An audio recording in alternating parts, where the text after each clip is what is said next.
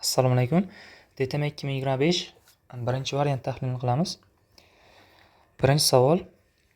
Ifat x teng x kvadrat funksiyaning 1 1 0 0 nuqtalaridan o'tadigan to'g'ri chiziqqa parallel bo'lgan urinma tenglamasini tuzing. Bularni x teng 1 va x teng 0 deb yozish kerak edi. X teng 1 va x teng 0 nuqtalaridan o'tadigan to'g'ri chiziqqa parallel bo'lgan urinma tenglamasini tuzing. Xullas bunga x teng 1 bersak, o'sha 1 1 bo'ladi. X teng 0 bersak 0 0 nuqta bo'ladi. Shu nuqtadan o'tuvchi to'g'ri chizig'imiz nima bo'ladi? To'g'ri chiziqni y teng kx plus l desak, 1 1 ni qo'ysak 1 teng k plus l. 0 0 ni qo'ysak 0 teng l. L teng 0 ekan, l 0 bo'lsa k 1 chiqadi. Demak, to'g'ri chizig'imiz y teng x to'g'ri chiziq ekan. Mana bu nuqtalardan o'tuvchi to'g'ri chizig'imiz y teng x to'g'ri chiziq ekan. Endi shu to'g'ri chiziqqa parallel bo'lgan urinma tenglamasi kerak. Mana bunga parallel bo'lgan urinmaning burchak koeffitsiyenti, demak, uniki ham 1 bo'ladi. Chunki parallel to'g'ri chiziqlarning burchak koeffitsiyenti teng edi. Demak, k si 1 ekan. O'sha urinma, so'rayotgan urinmasida k 1 ga teng. K bu f(h) x0 edi. Demak, 1 teng f(h) dan hosil olsak 2x. X teng 1 taqsim 2 chiqadi. Ya'ni x teng 1 taqsim 2 nuqtasiga o'tkazilgan urinma mana shu nuqtadan o'tuvchi to'g'ri chiziqqa parallel. K lari teng. Demak, to'g'ri chizig'imiz yoki urinma tenglamasini yozib ketaveramiz. Urinma tenglamasi y teng f(h) x0, mana shuni o'zi x0 kara x minus x0 qo'shilgan f(h) x0 edi. Shu bo'yicha yozamiz. Y teng f(h) x0 imiz 1 ga teng, k ku 1 ga teng, yoki men tepada yozib qo'yganman. 1 ga teng x minus x0 imiz 1 taqsim 2 qo'shilgan f(h) x0 imiz nima? x0 imiz 1 taqsim 2, 1 taqsim 2 ni qo'ysak bu 1 taqsim 4 bo'ladi. Soddalashtiramiz. Bu soddalashtiradigan bo'lsak x minus 1 taqsim 4 ni beradi. Bekalat, o'zi oson savol edi, faqat tushuntiraman deb ko'p gapirib yubordim. Keyingi savol. Shu integralni hisoblashimiz kerak. Bu yoqda e'tibor bersak, biz mana bu ifodani a deb belgilash kiritsak, x kvadrat minus x plus 2023 teng a. Bundan hosil olib borsak 2x ayrilgan 1 teng bo'ladi a shtrixga. O'rniga qo'ysak, qaranglar, mana bu a shtrix ekan. O'rniga qo'ysak integral a kara a shtrix dx. Mana bu hosilani differensialga olib kirsak bo'ladi. Olib kiradigan bo'lsak, bu yoqda a ni o'zi qoladi, bu yoqda dA bo'ladi. Endi integralimiz chegarasi almashadi, chunki bu endi a bo'yicha avval x bo'yicha edi. Endi a bo'yicha bo'lgandan keyin chegara almashadi.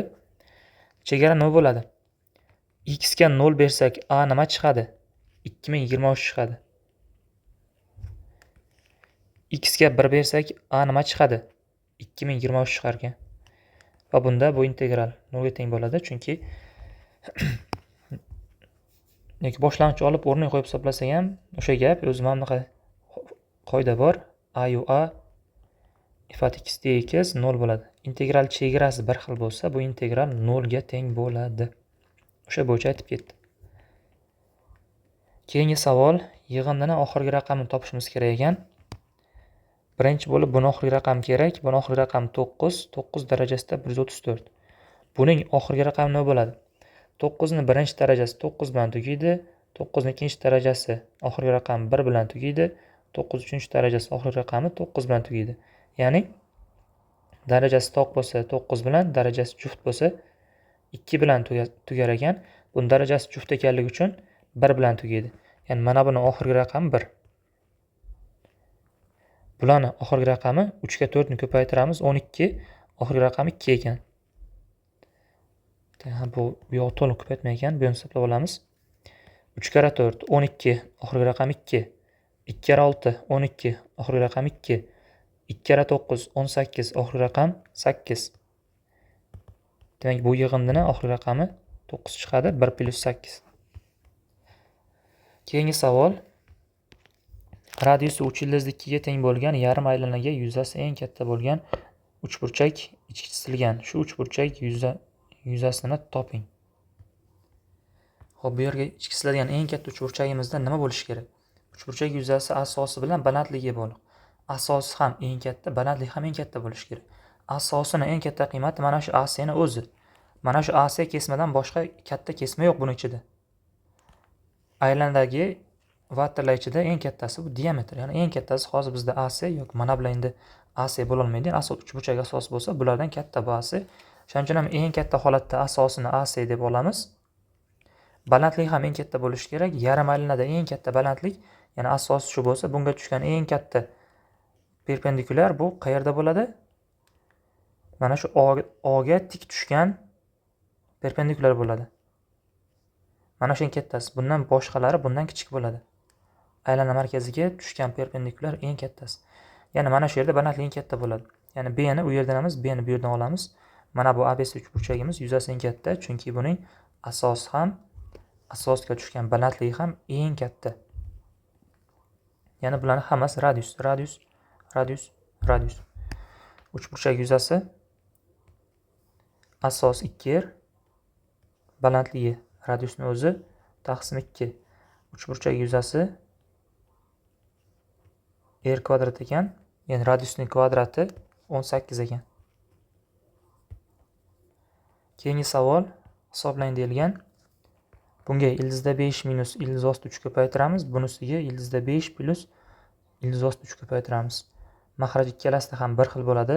A kvadrat minus B kvadrat tushadi. Mahraji 5 minus 3 2 bo'ladi. Suratda nima bo'ladi? Suratini yozaman. Birinchisining surati 5 ildizda 5 ayrilgan 5 ildiz osti 3. Ikkinchisining surati 5 ildizda 5 qo'shilgan 5 ildiz osti 3. Bu yoqda 5 ildiz osti 3 lar qisqarib ketadi. Va shunda suratda 10 ildiz osti 5 qoladi. Mahrajda 2 bor. 2 ga qisqartirib yuborsak 5 ildiz osti 5 chiqadi. Keyingi savol.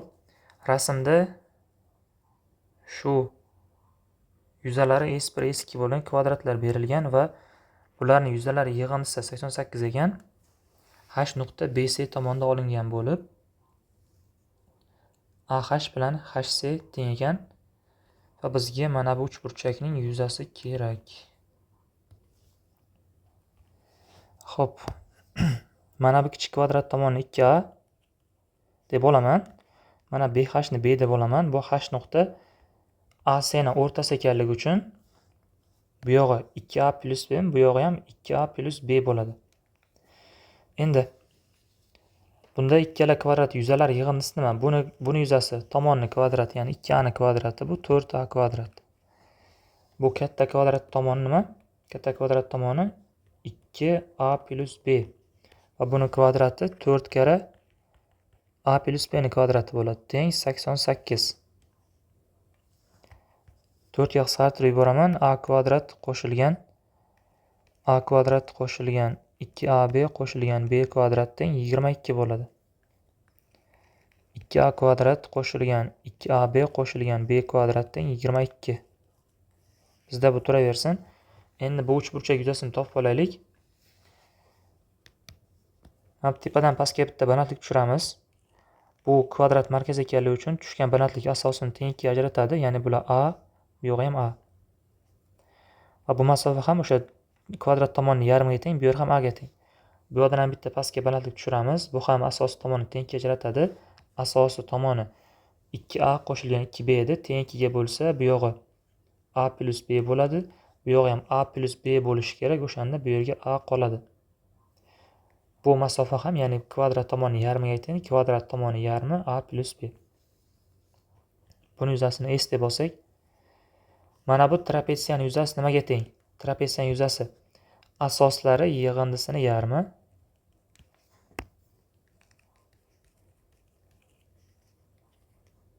ko'paytiramiz balandlik mana shu kesma. Va bu kesma 2a plus b ga teng ekan. Shunday. Bizga bu holat kerak emas shekilli. Mayli, turaversin-chi. Bu mana bu trapetsiyaning yuzasi edi. Biz bundan bu uchburchak yuzasini va buni ayirib yuborsak, o'sha s kelib chiqadi. Buni yuzasini ayiramiz. Bu to'g'ri burchakli uchburchak yuzasi katetlar ko'paytmasi taqsim 2. Bitta katet A, bu katet A plus B. Buni yuzasi. Bitta katet A, o'zi ikkalasi teng ekan bular.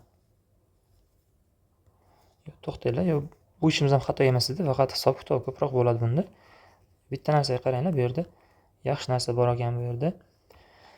Mana bu ikkala uchburchaklarimiz teng, chunki shu 90 gradusga yopishgan katetlar tengda. Bitta A, bittasi A plus B. Bitta A, bittasi A plus B. Demak, ikkala uchburchagimiz teng. Bunda A ni qarshisidagi burchak alfa bo'lsa, bunda ham A ni qarshisidagi burchak alfa. Buni beta desak, bunda ham beta. Alfa bilan beta 90, ya'ni mana bu ikkalasi 90 ekanligi uchun bu yerimiz ham 90 gradus. Va ikkala uchburchagimiz teng deganim uchun ikkalasining gipotenuzasi ham teng. Demak, bu uchburchagimiz to'g'ri burchakli uchburchak ekan. Pifagordan qarang, xullas mana bu kesmani x deb olsam, bu yoq ham x. Uchburchak yuzasi nima? S teng x kvadrat taqsim 2. Katetlar ko'paytmasi taqsim 2 teng. X kvadrat nimaga teng? Pifagordan x kvadrat buni kvadrati qo'shilgan buni kvadratiga teng. Bo'ldi. Osongina bo'lar ekan. Bu qismi ham kerak emas даже. Xo'p, demak bizga mana bu kerakligi uchun biz buni 8 ga bo'lib yuboramiz. 8 ga bo'lib yuborsak, a kvadrat qo'shilgan a plus b ni kvadrati taqsim 2. 8 ga bo'lganimiz uchun taqsim 2 tushadi, teng bu yoq 11. Mana bu yuza o'sha s ni beradi. Demak, s teng 11 ekan. Keyingi savol. Rasmda tasvirlangan muntazam uchburchakli piramidaning asosiy yuzi 27 ildiz osti uchga, piramida balandligi esa yon qirrasidan 2 marta kichik. Piramidaning hajmini toping. Piramidaning balandligi yon qirrasidan 2 marta kichik. Ya'ni yon qirra uzunligi 2a bo'lsa, balandligi a ekan. Bundan kelib chiqadi, bu yer 30 gradus, bu yer 60 gradus. Yana bu yer nima bo'ladi? A ildiz osti 3 bo'ladi. Pifagordan bu yer A ildiz osti 3. Va asosiy muntazam uchburchak. Bu muntazam uchburchak markazdan uchigacha bo'lgan masofa bu asosiga tashxisilgan aylan radius degan. Asosiga tashxisilgan aylan radiusi shunga teng ekan. Muntazam uchburchak tomonini x deb yozib olsam, muntazam uchburchakka tashxisilgan aylan radiusi tomonidan ildiz osti 3 marta kichik. Bunda x teng bo'ladi 3a ga. Ya'ni muntazam uchburchak asosining tomoni 3a ekan. Hamma ma'lumot bor. Ana endi biz a ni topishimiz kerak. Asosining yuzasi nimaga teng? Asos tomoni 3a, muntazam uchburchak. Asosining yuzasi 9a kvadrat ildiz osti 3 taqsim 4. Muntazam uchburchak tomoni a bo'lsa, yuzasi a kvadrat ildiz 3 taqsim 4 edi. O'sha formulaga qo'ydim. Faqat bu yerda a deb yozganim uchun a deb ayta olmadim. Shuning uchun to'g'ri yozib ketdim. Teng 27 ildiz ostida 3. Bunda a kvadrat teng bo'ladi 12 ga. A teng ekan 2 ildiz ostida 3 ga. Xato qilmadimmi? Yo'q. Piramidani hajmi v teng 1 taqsim 3 ko'paytirilgan s asos kara balandligi a edi. A ni yozamiz. Ikkita ildiz osti 3 bilan 3 qisqarib ketdi-da, suratda 54 ning o'zi qoladi. Keyingi savol hisoblang deyilgan. Teng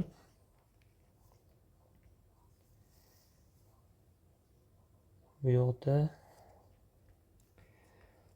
bunda mana bu qoidani qo'llaymiz. Qaysi a darajasida logaritm b asosiga ko'ra c teng edi, c darajada logaritm b asosiga ko'ra a ga. Mana shuni qo'llaymiz. Bunda hozir qaranglar, mana bu ikkalasi teng. Qisqarib ketadi. Nima uchun? Oddiy, mana shu formulada mana ikkalasining joy almashgani teng. Mana bu yerda 6 yu 7 jonni almashtirib qo'ysak 7 yu 6 bo'ladi. Bu ikkalasi teng, qisqarib ketdi. Mana ikkalasi tenglik bu yerda yozganman. Endi mana bu ikkalasi ham teng. Chunki bunda ham mana 6 bilan 5 almashtirib qo'ysak 5 va 6 bo'ladi. Bu ham mana bu formaga ko'ra teng, demak bular ham qisqarib ketdi. Bu ikkalasi qoldi. Bu ikkalasini yozamiz. Qanday qilib? Mana bu +1 darajasini o'rniga 5 ko'paytirilgan 5 darajasida logaritm 6/7 deb yozamiz. Bunisini ham +1 darajasini 7 ko'paytirilgan 7 darajasida logaritm 6/5 deb yozamiz. Bunda mana bu ikkalasi yana teng bo'ladi. Chunki 5 bilan 7 jonni almashtirib qo'ysak 7 yu 5. Ikkalasi teng. Mana bu formula bo'yicha ikkalasi teng. Bular ham qisqarib ketdi. Va oxirida 5/7 chiqar ekan. Keyingi savol, m bilan n berilgan shu ifodani hisoblashimiz kerak. Tak, osonroq yo'li yo'qmikan? Menimcha yo'q. Hisoblab ketaveramiz bir boshidan. Bu yoqqa mahraj beramiz, m plus n beramiz. Mahraj m plus n, surat. Buni kvadratidan mn ayirish kerak va uni kvadratdan mn ayirsak, m kvadrat qo'shilgan mn qo'shilgan n kvadrat bo'ladi. O'zi o'rta 2mn edi, lekin bittasini ayirsak bitta qoladi. Buni yozdim. Ko'paytirilgan endi bu yoqqa mahraj beramiz. Bitta ish qilaylik bu yoqda. Mana shu minusni bunga ta'sir qildirib yozsak, minusni bunga olsak, bu yer plus bo'ladi va bu yer nima bo'ladi? Bu yer m kvadrat, bu yog'i n kvadrat bo'ladi. Ana endi mahraj bersak, bunga m minus n, bunga m plus n. Bu yoqda mahraj m kvadrat minus n kvadrat bo'ladi. Surati m kvadrat minus mn, buni surati mn plus n kvadrat. Buni surati plus mn. Suratda mana bilan bu qisqarib ketdi-da. M kvadrat plus mn qo'shilgan n kvadrat qoldi. Mahrajda m kvadrat minus n kvadrat yokida mahrajini ko'paytuvchi ajratib yozsak, mana qavsning ichi mana shu va buni -1 darajasi buni teskari qilib yuboradi. Surati mahrajiga, mahraji suratiga chiqadi.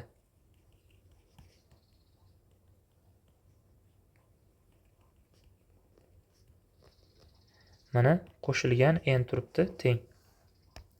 Bu bilan bu qisqarib ketdi. Bu yoqda faqat m minus n o'zi qoldi. Tashqarida bitta n bor. Va natija m ni berar ekan. M bizda 6 ga teng, javob ham 6 bo'ladi. Keyingi savol. Yuzasi 84 ga teng bo'lgan to'g'ri burchakli uchburchakning katta kateti orqali 360 gradusga aylantirishdan konus hosil qilindi. Konus hajmi shunga teng bo'lsa, uchburchakning katta katetini toping. Demak, konus hosil qilingan. Nimani aylantirish orqali? Hozir chizib olay. A, O, B, C. Aytayotgan to'g'ri burchakli uchburchagi mana bu uchburchak bo'lsin. A, O, B uchburchagimizni katta kateti, ya'ni O, B atrofida aylantirish orqali konus hosil qilingan. Mana o'sha konusimiz. Bizga shu uchburchakning katta kateti, masalan, shu yerda katta kateti orqali aylantirilgan degan-ku. Ya'ni bizga OB balandlik kerak.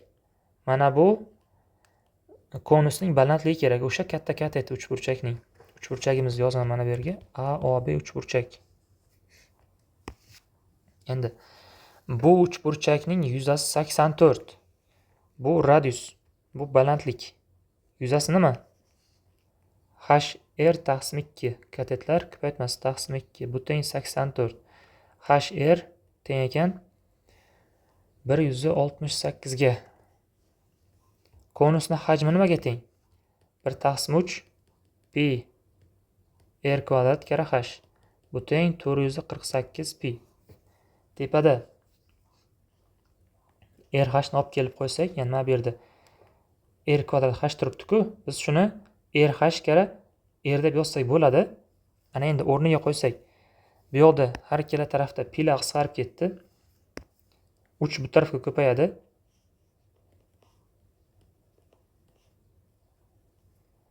RH ni o'rniga 168 yozamiz, kara R. Bu yoqda R nima chiqadi?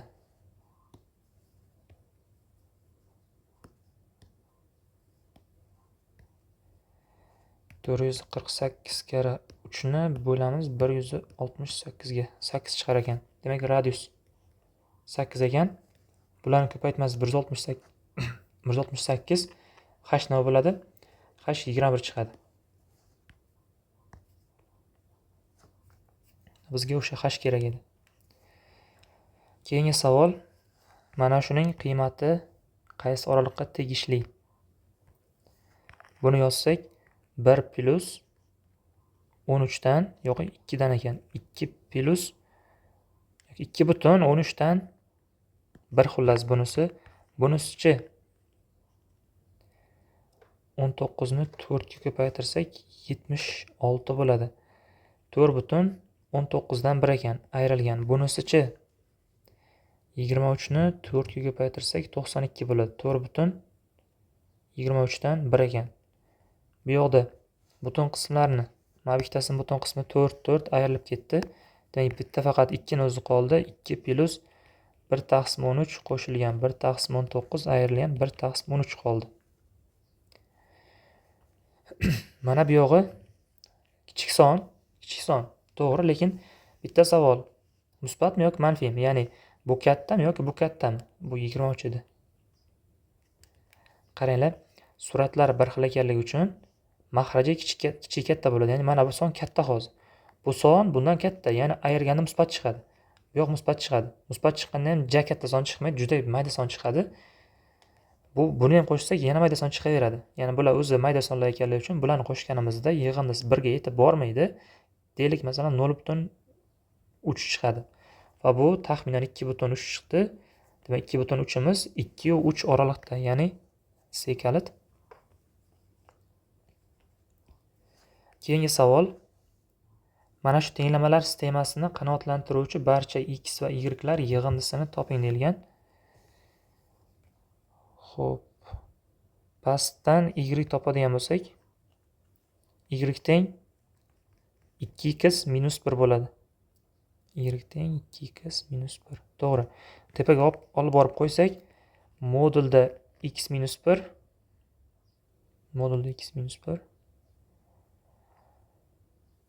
y bu tarafga olib o'tsak minus y ni o'rniga biz nima yozamiz? 1 minus 2x yozamiz. Biz gapning qisqasi ikkalasini qo'shib yubordik. Yiriklar qisqarib ketdi, soddalashtirdik. Shu kelib chiqadi. Bo'ldi. Xo'p, endi buni ishlaymiz. Buni ishlashda nima qilamiz? Birinchi aniqlash soha olamiz. Aniqlash soha bu ifoda 0 dan katta yoki teng bo'lishi kerak, chunki moduldan chiqqan ifoda 0 dan katta yoki teng bo'ladi.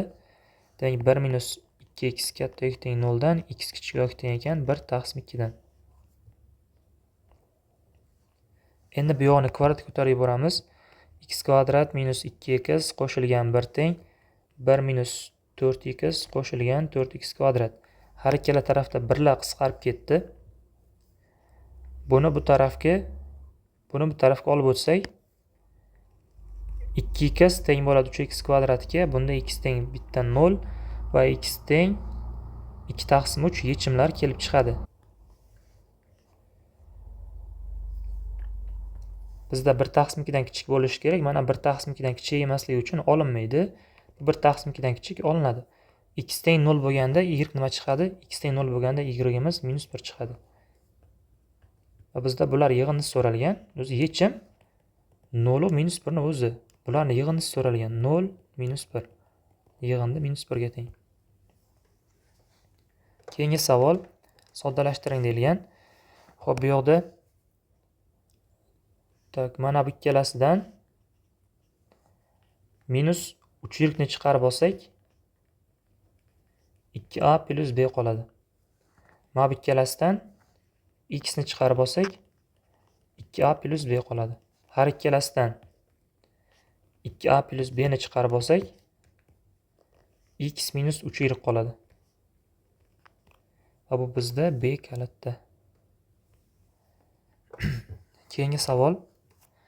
Arifmetik progressiyada bu va dastlabki 5 ta hadi yig'indisi 20 ga teng bo'lsa, dastlabki 20 ta hadining yig'indisini topishimiz kerak. Demak, bu ikkitasi yig'indisi nimaga teng? A1 plus D o'rniga, A2 o'rniga A1 plus D yozamiz. Teng 20.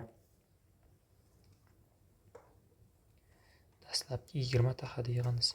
Xo'p, bu 2A1 qo'shilgan D ga teng, bu teng 20 ekan. Ana endi dastlabki 5 ta hadi yig'indisi nimaga teng? 5 ta hadi yig'indisi nimaga teng? Formulasini yozamiz. A1 plus A5 taqsim 2 kara 5 teng 20. Bu ham 20, bu ham 20 ekanmi?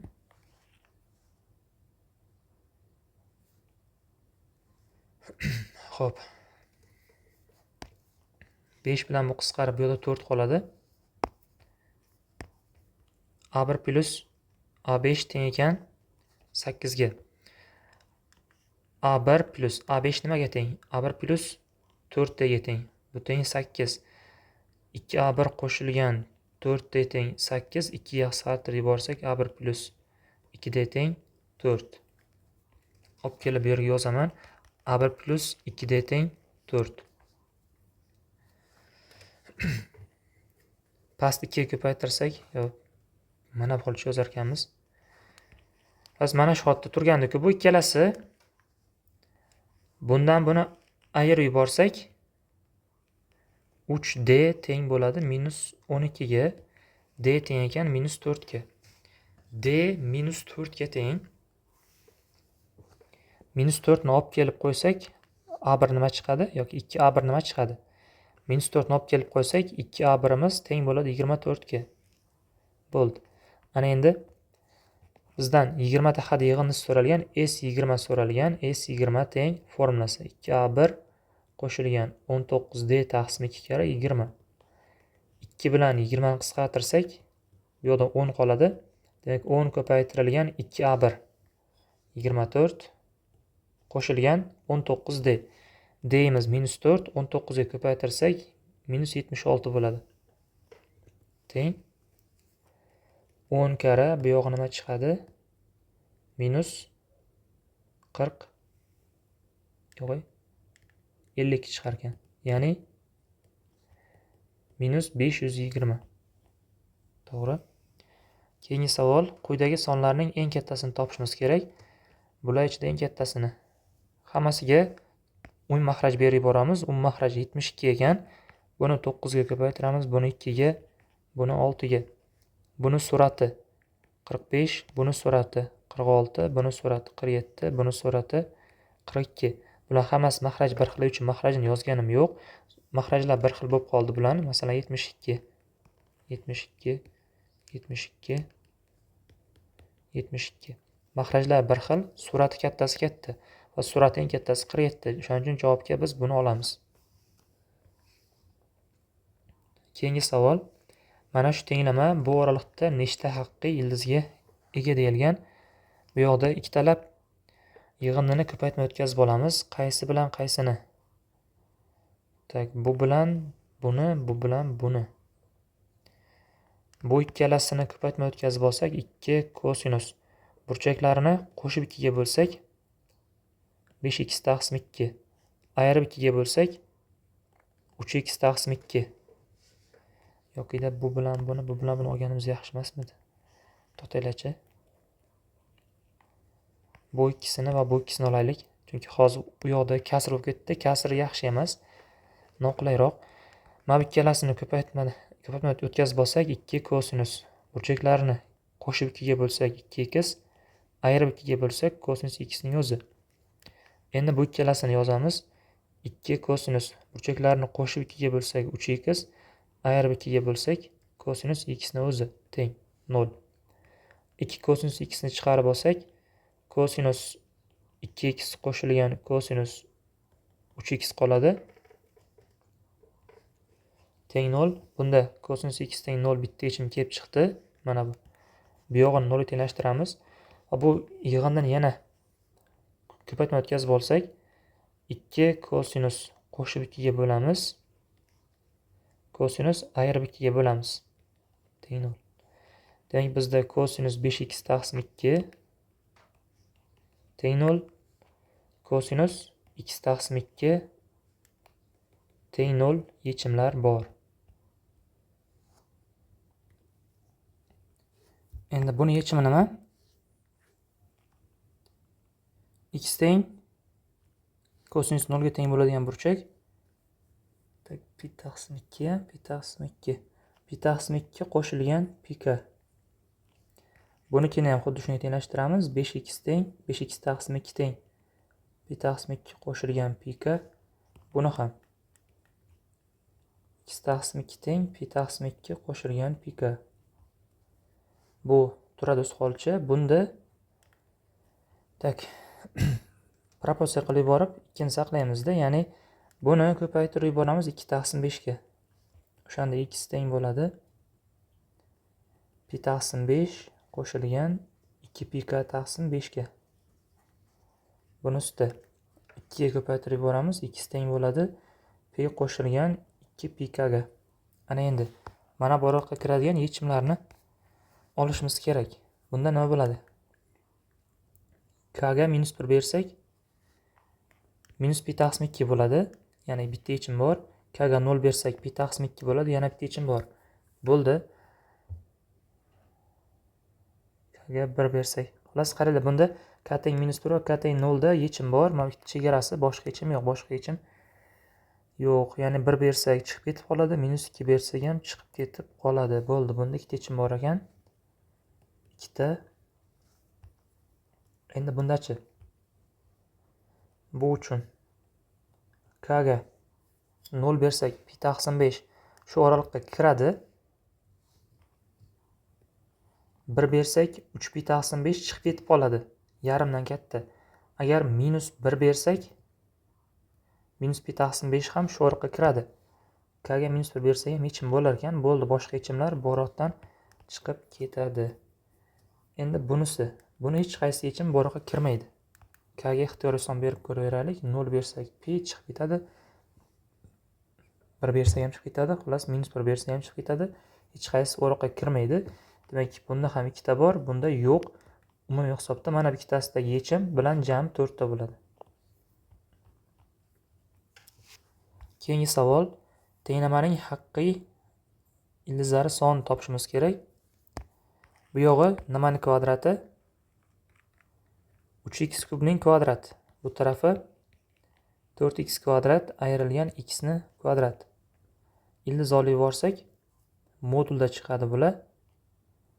Modulda yokida ildiz olmaylik. Buni bu tarafga olib o'tamiz. 3x kub ni kvadrati ayrilgan 4x kvadrat ayrilgan x ni kvadrati teng 0. Ko'paytuvchi ajratamiz. Bitta qo'shamiz. Bitta ayiramiz.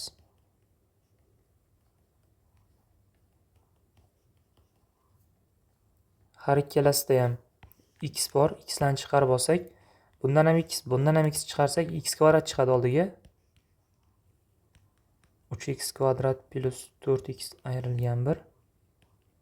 3x kvadrat minus 4x qo'shilgan 1 teng 0 bo'ladi.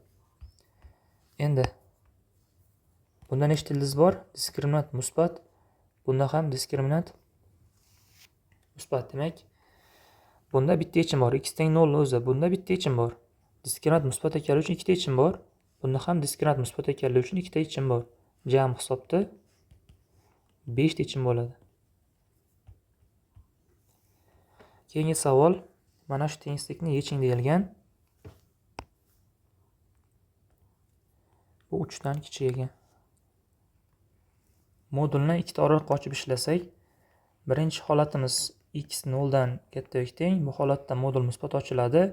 X minus 1, x plus 1 kichik yoki teng 3 dan. Bu yog'i x kvadrat minus 1 ni beradi kichik yoki teng 3 dan. X kvadrat minus 4 kichik yoki teng 0 dan. Buni ko'paytuvchi ajratsak, x minus 2, x plus 2 bo'ladi kichik yoki teng 0 dan. Buni javobi x qarashli minus 2 dan 2 gacha chiqadi.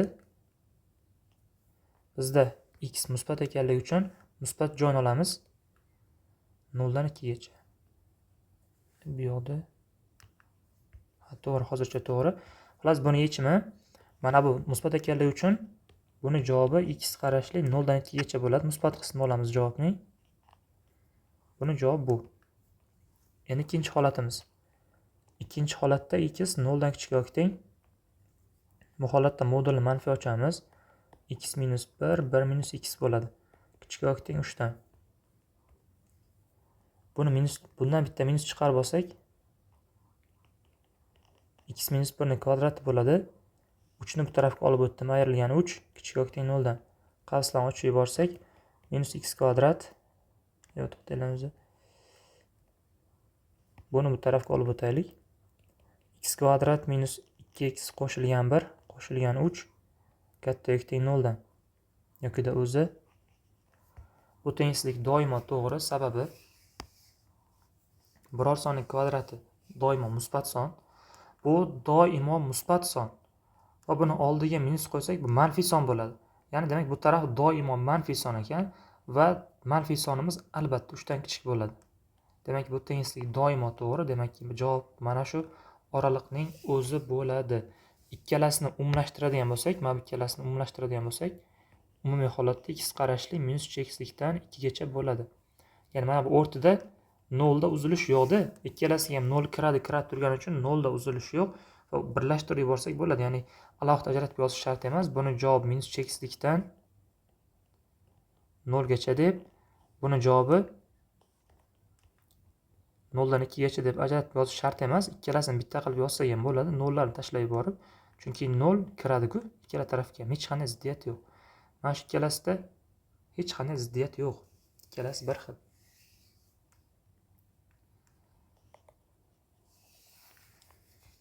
Keyingi savol. Do'konda 5 ta bo'sh o'rin bor. 2 ta odamni kassaga, 2 ta odamni omborga va bitta odamni sotuvchi qilib nechta usulda joylashtirish mumkin? Do'konda 5 ta bo'sh o'rin bor. 2 ta odamni kassaga, 2 ta odamni omborga va bitta odamni sotuvchi qilib 3 ta usulda necha usulda joylashtirish mumkin? Bu yerda 5 kishi bormi? Do'konda bo'sh ish o'rni bor. Endi bu yozish shartiga ham yozib qo'yishimiz kerak ekan, 5 kishi bor deb. Ya'ni bo'sh ish o'rni bor degan, lekin necha kishi kelganini aytmagan. Misol uchun 10 kishidan tanlash kerak bularni aytmagan. Shuni yozib qo'yamiz, 5 kishi bor deb. Demak 5 kishi bor, 5 kishidan 2 kishini kassaga, 2 tasini omborga, bittasini sotuvchi qilib tayinlash uchun necha xil usul bor? Buni nima qilamiz? 5 faktorialni bo'lamiz. 2 faktorialga, 2 faktorialga va 1 faktorialga. 5 faktorialimiz 120, bular 2, 2 degani 4 bo'ladi. Javob 30 chiqadi. Keyingi savol. Mana shuni qiymatlar sohasi kerak ekan. Xo'p. Buni proporsiya qilib yuborsak, xy teng 2x minus 1. Bunda buni bu tarafga olib o'tsak, to'xtaylik, xolos buni bu tarafga olib o'tamiz. X kara y minus 2 teng minus 1 bo'ladi. Bunda x teng minus 1 taqsim y minus 2 ga. Va bunda nima kelib chiqdi? Aniqlash sohasi nima? Y teng emas 2. Ya'ni y teng emas 2 bo'ldi. Boshqa hammasini olishimiz mumkin. Demak, y qarashli minus 3xlikdan 2 gacha va 2 dan 3xgacha. Bizga qiymatlar sohasi, ya'ni y ning oralig'i so'ralgan. Qiymatlar sohasi bu y ning oralig'i. Men buni proporsiya qilib borib, y ning oralig'ini topdim, bo'ldi. Keyingi savol. Tenglamaning ildizlari yig'indisini toping deyilgan. Chap tomon 3 darajasida modulda 6x minus 4 degani yoki mana bu darajasidan 2 ni chiqarib olsak, darajasidan 2 ni chiqarib olsak 3x minus 2 modulda 2 bo'ladi.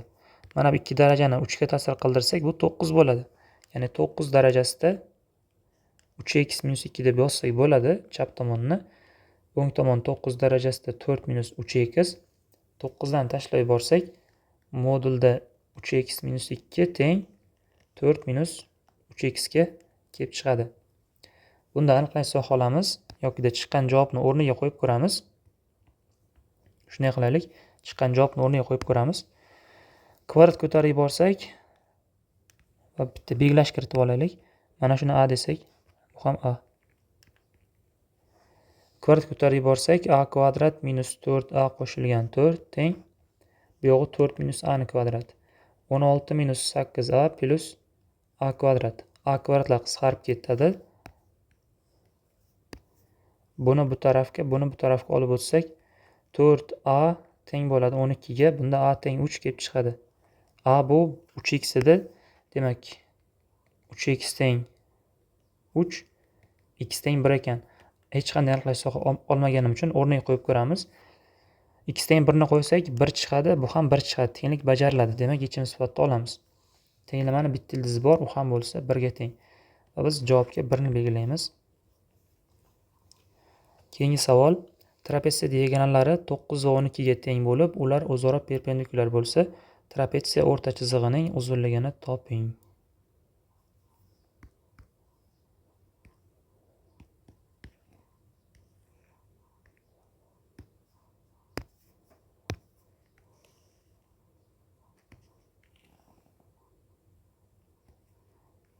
Diagonallar perpendikulyar. Bu asosini A deymiz, bu asosini B deymiz. Va mana bu asosini tomonni davom ettirgan holatda tepadan diagonalga parallel chiziq tortamiz. Mana bunga parallel chiziq tortdim. Va bunda mana bu shaklimiz parallelogram bo'ladi-da, tepa tomon A bo'lsa, bu ham A ga teng bo'ladi. Parallel ekanligi uchun bu yer 90 bo'lsa, bu yer ham 90 gradus bo'ladi. Diagonallari 9 bilan 12 edi. Deylik, mana bunisini 9, bunisini 12 desak, bu 9, mana bu shaklimiz parallelogram ekanligi uchun bunisi ham 9 ga teng bo'ladi. Va endi bizda mana bu uchburchagimizda Pifagor qo'llaydigan bo'lsak, Pifagordan gipotenuza nima chiqadi? 3 kara 3, 3 kara 4, 3 kara 5 bo'ladi, ya'ni 15 chiqadi. A plus B 15 ekan. Bizdan o'rta chizig'i so'ralgan, o'rta chizig'i buni yarmiga teng. 7,5. Keyingi savol. Koordinatasi shu bo'lgan nuqtadan A, X, Y tekisligicha bo'lgan masofani toping. Bunda nima qilamiz? Bitta o'zini fazada emas, oddiy X, Y tekisligini tekshirib ko'raylik. Mana bu nuqtamiz koordinatalar 2, 3 bo'lsa, bu nuqtadan AX o'qgacha bo'lgan masofa qancha? Bu masofa qancha? Mana bu X o'qku. Bu o'qgacha bo'lgan masofa qancha? Tak bu nuqtani Y ga 3 edi, to'g'rimi? Y ga 3 edi. Yana bu masofa ham 3 ga teng. Yana nima bo'ladi? Nima bo'ladi? X o'q desa, demak X o'qning koordinatasi qatnashmaydi. Ya'ni bunda ham hozir AX, Y debdi. X bilan Y o'qlarning koordinatalari qatnashmaydi. X o'q, Y o'q qatnashmaydi. Demak, javobga biz 5 ni olamiz.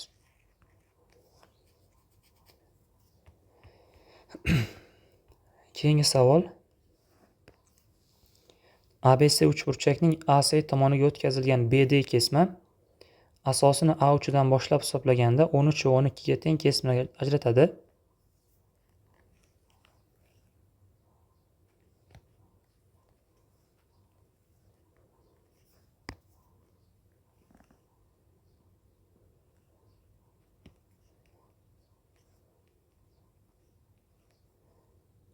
ABD uchburchak yuzasi 135 ga teng bo'lsa, BDCning yuzasi kerak ekan. Buni yuzasini S desak, bizda yuzalarning tomonlar nisbati teng edi. Xolos, uchburchaklarning yuzalari nisbati o'sha mos tomonlar nisbatiga teng edi. Bu o'xshashlik emas, bu shunchaki qoida, formula. Demak, S taqsim 135 teng bo'lishi kerak 12 taqsim 13 ga. Bu 13 ga qisqaradimi? Qisqarmaydimi? Kalitda qisqarmagan, demak qisqarmasa kerak. 135 kara 12 ni suratiga yozamiz. 135 kara 12 1620. Bundan S topadigan bo'lsak 1620 taqsim 13 bo'ladi. Keyingi savol tengsizlikni yeching degan.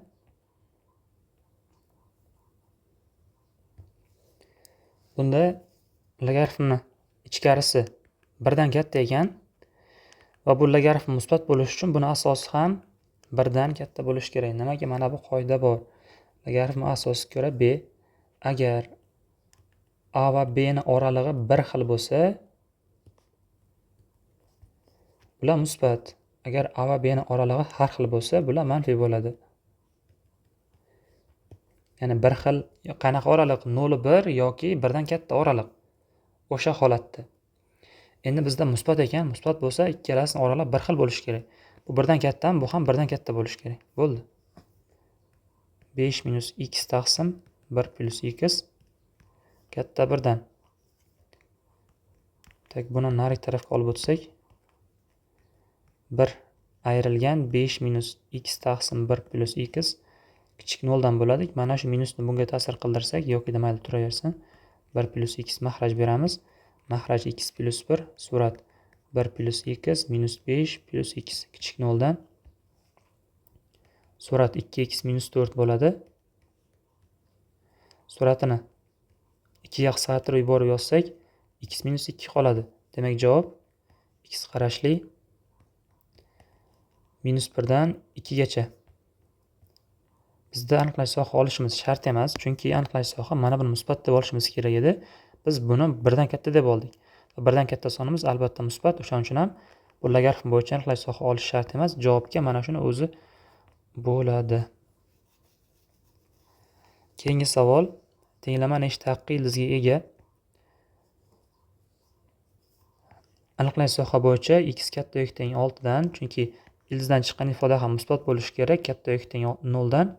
Bundan kelib chiqadi. X katta yoki teng 6 dan. Ana endi buni kvadrat ko'tarib yuborsak, 4x minus 3 teng x kvadrat minus 12x qo'shilgan 36. Hammasini o'ng tomonga olib o'tsak, x kvadrat minus 16x qo'shilgan 39 teng 0.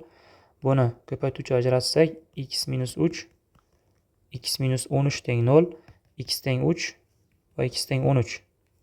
X 6 dan katta ekanligi uchun biz buni ola olmaymiz. X teng 13 ekan. Demak, bitta ildizi bor ekan. Keyingi savol, 16 yildan keyin otaning yoshi o'g'lining yoshidan 2 marta katta bo'ladi. 4 yildan oldin esa ota yoshi o'g'li. Demak, ota bilan o'g'il bor ekan, bo'ldi. Ota va o'g'il. Otani hozirgi yoshi x, o'g'ilni hozirgi yoshi y. 16 yildan keyin ota x plus 16 yosh, o'g'li y plus 16 yosh bo'ladi. 16 yildan keyin otaning yoshi o'g'lining yoshidan 2 marta katta. Demak, bu bundan 2 marta katta ekan. X plus 16 teng 2 ta y plus 16. 4 yil oldin esa, 4 yil oldin otasi x minus 4 yoshda, o'g'li y minus 4 yoshda bo'ladi. Otaning yoshi o'g'lining yoshidan 6 marta katta bo'lgan. Endi bu holatda bu bundan 6 marta katta.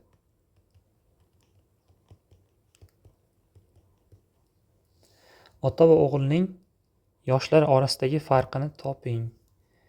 Yoshlar orasidagi farq so'ralibdi. Ya'ni x minus y so'ralgan. Xo'p, birinchi bo'lib bu yerda hozir tepadan pastini ayirib yuborsak 12 yo'q, ayirsak qo'shish bo'ladi. Ayirib yuborsak chap tomoni 20 bo'ladi. Teng bu yog'ini ayirsak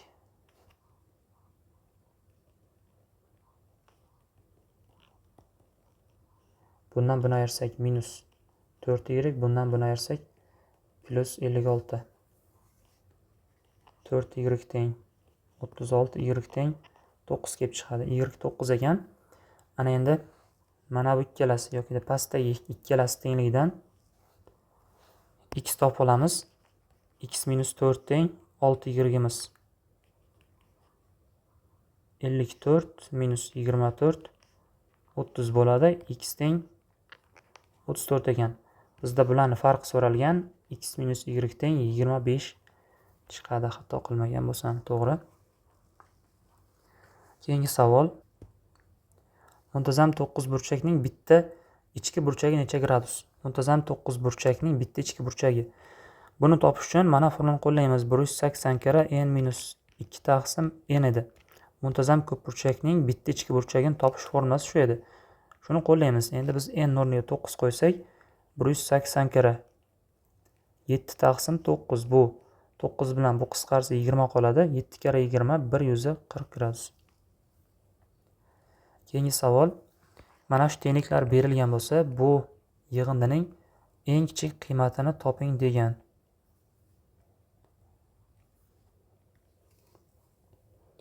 Tak, bunga bo'lib yuborsak, y kvadratlar qisqarib ketadi-da, x taqsim z teng 7 chiqadi.